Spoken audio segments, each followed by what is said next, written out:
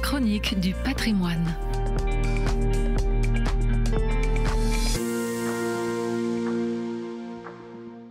Un peu à l'écart du grand axe nord-sud qui traverse l'Alsace, Ilhuizern se dresse sur la rivière de l'Ill, dans le Ried.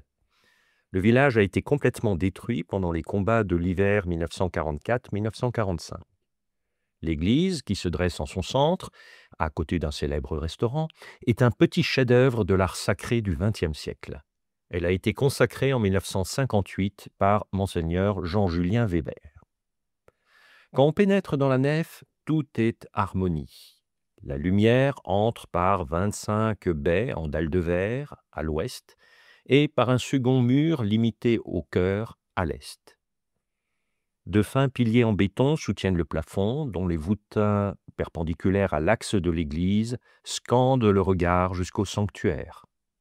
Des parements en grès rose se marient avec les murs en béton peint et avec le bois.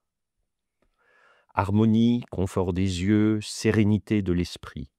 Voilà qui résume le charme émanant de cette église.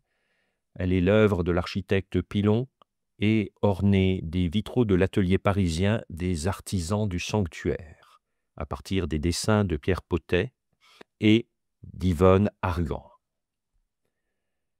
Rien n'arrête le regard qui va jusqu'à l'autel, légèrement surélevé.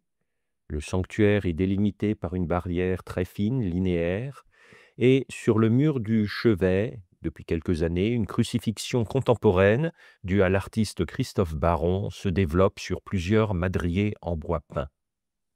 Car c'est une catéchèse qui est proposée aux visiteurs, avec l'histoire du peuple de Dieu et de l'Alliance présentée sur les vitraux, arrivant à son sommet avec la crucifixion dans le cœur.